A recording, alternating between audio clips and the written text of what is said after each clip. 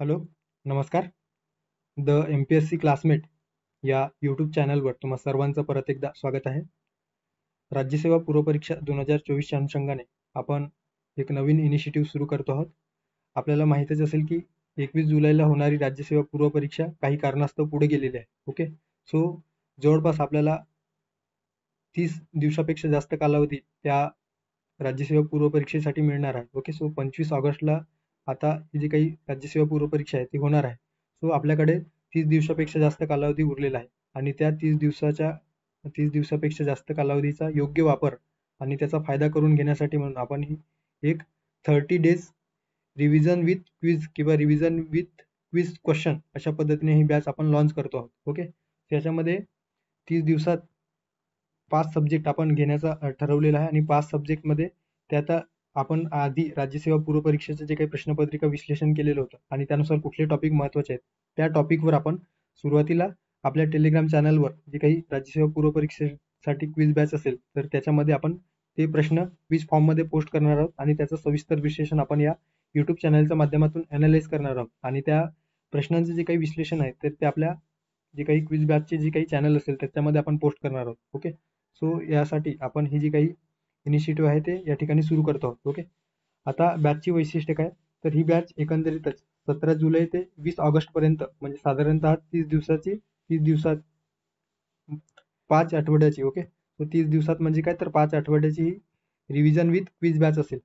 त्याच्यामध्ये 5 विषय कव्हर केले जातील. कुठले 5 विषय आहेत, तर राज्यशास्त्र, अर्थशास्त्र, भूगोल, इतिहास आणि विज्ञान. ओके, सो असे 5 विषय या ठिकाणी कव्हर केले जातील. प्रत्येक विषयाचे रोज 2 प्रकरणावर अर्थात 2 महत्त्वाच्या टॉपिकवर 12 प्रश्न म्हणजे साधारणतः 6 प्रश्न आणि 3 चालू घडामोडीचे प्रश्न किंवा एखादा टॉपिक जर किंवा एखादा विषय जास्तच महत्त्वाचा असेल तर आपण 15चे 15 प्रश्न 2 प्रकरणावरून किंवा 3 प्रकरणावर आपण या ठिकाणी पोस्ट करणार आहोत. ओके, सो एकूण रोज आपण 15 क्विज किंवा 15 प्रश्न या ठिकाणी पोस्ट करणार आहोत. याच्यामध्ये राज्यसेवा मुख्य परीक्षा किंवा पूर्वपरीक्षेमध्ये विचारलेले प्रश्नांचा देखील समावेश असेल. ओके, आठवड्याच्या 6 दिवसात एका विषयाचे 12 टॉपिक कव्हर होतील. ओके, म्हणजे 6 दिवसामध्ये 12 टॉपिक कव्हर होणार आहेत म्हणजे साधारणतः 90 प्रश्न एका विषयाचे एका आठवड्यामध्ये पूर्ण होणार आहेत. ओके, असे आपण 5 आठवडे म्हणजे साधारणतः 450 प्रश्न आपण राज्यसेवा पूर्वपरीक्षेच्या अनुषंगाने आपण 20 ऑगस्ट पर्यंत पूर्ण करणार आहोत विथ फुल अनालिसिस आणि त्याचं जे काही विश्लेषण असेल ते या युट्यूब चॅनलवर अवेलेबल असेल आणि PDF देखील तुम्हाला प्रोव्हाइड केली जाईल. ओके, आता टेलिग्राम चॅनलवर जी काही क्विज बॅच आहे ती सकाळी आपण ही जी काही बॅच आहे ती टेलिग्राम चॅनलवर सुरू करणार आहोत. सकाळी प्रश्न पोस्ट केले जातील पण त्याही आधी एकंदरीत शेड्यूल सांगितलं जाईल की कशा पद्धतीने कुठल्या टॉपिकवर प्रश्न कोणत्या दिवशी विचारला जाईल आणि त्यानंतर त्यावर सकाळी प्रश्न पोस्ट केले जाईल आणि संध्याकाळपर्यंत म्हणजे साधारणतः 8 वाजतापर्यंत तुम्हाला त्या ठिकाणी त्या चॅनलवर आणि यूट्यूब चॅनलवर जे विश्लेषणाची जी काही PDF आहे ती अवेलेबल करून दिली जाईल. ओके, सो तुम्ही तुमच्या पद्धतीने कुठला प्रश्न चुकलेला होता त्याचे अनालाइज आणि ते PDF तुम्हाला रिव्हिजनसाठी उपलब्ध असेल.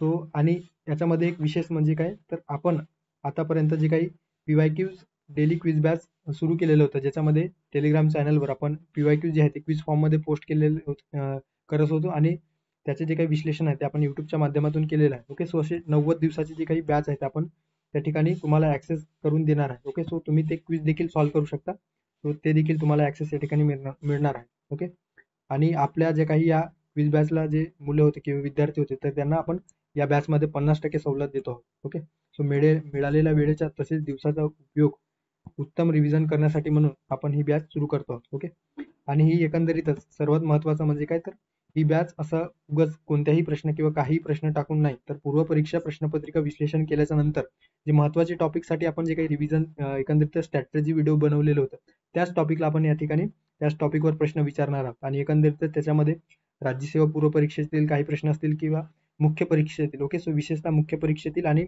आपल्याला जे प्रश्न विचारण्यात येण्याची शक्यता आहे आणि त्या प्रश्नांच्या माध्यमातून एकंदरीत तो टॉपिक रिव्हिजन व्हावा अशा पद्धतीने आपण जी काही बॅच आहे ती एकंदरीत सुरू करणार आहोत किंवा एकंदरीत त्याची बॅचची जी वैशिष्ट्य आहे ते यामध्ये तुम्हाला दिसून येईल. ओके, आणि इतर जे काही नियम आहे ते ऍडमिन ठरवित त्या पद्धतीने राहील. ओके, अशा पद्धतीने आता या ठिकाणी आपण एक क्वेश्चन घेतलेला आहे. हे आपण राज्यसेवा पूर्वपरीक्षाच्या अनुषंगाने जे डेली PYQ बॅच सुरू केलेलं होतं 90 दिवसाची त्याच्यामध्ये हे प्रश्न आपण पोस्ट केलेलं होतं. कशा पद्धतीने आपण सुरुवातीला टेलिग्राम चॅनलवर एक क्विज पोस्ट करत होतो आणि एकंदरीतच यामध्ये आपण PYQ जे आहे ते आपण क्विज फॉर्मॅटमध्ये पोस्ट करत होतो आणि ते प्रश्न सॉल्व्ह केल्याच्या नंतर विद्यार्थ्यांनी ते प्रश्न अटेम्प्ट केल्याच्या नंतर त्याचे सविस्तर विश्लेषण आपण त्यांना या ठिकाणी प्रोव्हाइड करत होतो. ओके, सो या ठिकाणी हे दिलेलं आहे, तुम्ही बघू शकता. जसं या ठिकाणी प्रश्नात विचारलेला आहे की विभागीय परिषदांबाबत खालील योग्य विधाने विचारत घ्या. ओके, एक्साइज मुख्य परीक्षा 2022 मध्ये विचारण्यात आलेला प्रश्न. अविधान दिलेलं आहे, विभागीय परिषद ही घटनात्मक संस्था आहे. केंद्रीय गृहमंत्री विभागीय परिषदेचे अध्यक्ष असतात. आणि क दिलेला आहे, पश्चिम विभागीय परिषदेचे मुख्यालय अहमदाबाद आहे. ओके, सो या ठिकाणी पर्याय देखील दिलेला आहे. सो पर्याय या ठिकाणी दिलेला आहे अ आणि ब. दुसऱ्या पर्यायात दिलेला आहे फक्त ब. तिसऱ्या पर्यायात फक्त अ आणि क आणि चौथ्या पर्यायात दिलेला आहे फक्त क. ओके, आता या ठिकाणी विश्लेषण देखील दिलेलं आहे. सो अशा पद्धतीने आपण ते एकंदरीत आपल्या या राज्यसेवा पूर्व परीक्षेच्या 30 डेज बॅचमध्ये देखील घेणार आहोत. आता या ठिकाणी विश्लेषण आपण बघितलं तर विभागीय परिषदा जे असतात एकंदरीतच वैधानिक संस्था असतात, तर ते घटनात्मक संस्था नसतात. ओके, सो घटनेच्या कुठल्याही आर्टिकलमध्ये या विभागीय परिषदांचा उल्लेख करण्यात आलेला नाही, त्यामुळे अ जे स्टेटमेंट आहे ते या ठिकाणी चुकीचं आहे. सो अ स्टेटमेंट चुकीचं आहे, त्यामुळे पर्याय क्रमांक 1 आणि पर्याय क्रमांक 3 एलिमिनेट होतो आहे. ओके, 1956च्या राज्य पुनर्रचना कायद्यानुसार उत्तर, मध्य, पूर्व, पश्चिम असे आणि दक्षिण असे 5 विभागांसाठी या विभागीय परिषदेची स्थापना करण्यात आलेली होती. केंद्रीय गृहमंत्री या विभागीय परिषदेचे अध्यक्ष असतात. ओके, सो ब स्टेटमेंट या ठिकाणी दिलेले आहे की केंद्रीय गृहमंत्री या विभागीय परिषदेचे अध्यक्ष असतात, तो बरोबर असणार आहे. आणि क स्टेटमेंट दिलेलं आहे, पश्चिम विभागीय परिषदेचे मुख्यालय अहमदाबाद आहे का? सो पश्चिम विभागीय परिषदेचे जे काही मुख्यालय आहे ते एकंदरीतच आपल्याला मुंबई या ठिकाणी असल्याचे दिसून येतो. ओके, त्यामुळे क देखील या ठिकाणी चुकीचं असणार आहे. सो अ आणि क चुकीचं आहे, मात्र आपल्याला योग्य विधान विचारलेलं आहे. सो फक्त ब. ओके, सो फक्त ब असणारा पर्याय आहे पर्याय क्रमांक 2. अशा पद्धतीने हे जे काही प्रश्न आहेत त्याच पद्धतीने आपण आपल्या या येणाऱ्या रिव्हिजन बॅचमध्ये आपण घेणार आहोत. ओके, सो या ठिकाणी देखील एक प्रश्न दिलेला आहे, वनसेवा मुख्य परीक्षा 2018 मध्ये विचारण्यात आलेला प्रश्न. ओके, सो हे तुम्ही स्क्रीनशॉट घेऊन किंवा नंतर वाचू शकता. सो अशा पद्धतीने आपण या ठिकाणी 2 डेमो क्वेश्चन बघितलेला आहे. काही प्रश्नांचे समजा एक्सप्लेनेशन जर व्यवस्थित झालेलं नसेल किंवा ते प्रश्न समजलेले नसेल तर तुम्ही डायरेक्ट ॲडमिनद्वारे परामर्श घेऊ शकता.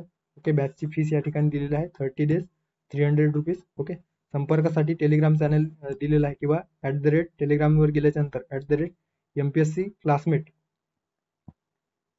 क्लासमेट अशा पद्धतीने सर्च केलं तर त्या ठिकाणी तुम्हाला ते चॅनल उपलब्ध होऊन जाईल आणि त्या ठिकाणी जे काही मेसेज आहे किंवा ॲडमिनचे जे ID दिलेले आहे त्याच्यात तुम्ही ते मेसेज करू शकता. ओके, सो अशा पद्धतीने आणि या ठिकाणी सुरुवातीला आपण जे काही शेड्यूल देणार आहोत अशा पद्धतीने असेल. याच्यामध्ये पहिल्या आठवड्यामध्ये राज्यशास्त्र याच्यामध्ये या ठिकाणी बघू शकता 17 ऑगस्ट ते 17 जुलै ते 23 जुलैच्या दरम्यान जे काही राज्यशास्त्र या विषयाअंतर्गत कोणत्या टॉपिकवर प्रश्न येणार आहेत किंवा विचारले जाणार आहेत त्या ठिकाणी दिलेलं आहे. घटनेची निर्मिती असेल, मूलभूत हक्क, नंतर DPSP संदर्भाने मूलभूत कर्तव्य आणि एखादा टॉपिक जर कमी वेटेज असेल पण त्यावर प्रश्न विचारला जात असेल आणि तो टॉपिक छोटा असेल तर आपण या ठिकाणी 2-2 प्रकरण घेतलेलं आहे, मात्र त्यात 3 प्रकरणांचा देखील आपण समावेश करून त्या ठिकाणी 5 प्रश्न 3 टॉपिकवर 5 प्रश्न अशा पद्धतीने 15 प्रश्न आपण विचारणार आहोत. ओके, सो हे शेड्यूल आहे ते या ठिकाणी तुम्ही बघू शकता. अशा पद्धतीने आपली एकंदरीतच ही राज्यसेवा पूर्व परीक्षेसाठीची बॅच असणार आहे. Okay, so 30 days batch with quiz. Okay, so quiz फॉर्मॅटमध्ये आपण ही जी काही बॅच आहे ती सुरू करणार आहोत. ओके, आणि एकंदरीतच टेलिग्रामवर ही बॅच असणार आहे. ओके, आणि त्याचे विश्लेषण जे काही असेल ते युट्यूबवर अवेलेबल असेल. सो तुमच्या पद्धतीने ते तुम्ही कधीही बघू शकता आणि ते प्रश्न जे आहेत ते तुम्ही आपल्या पद्धतीने अटेम्प्ट करू शकता. ओके, सो थांबूया या ठिकाणी, भेटूया पुढच्या एका नवीन व्हिडिओत. थँक्यू, धन्यवाद.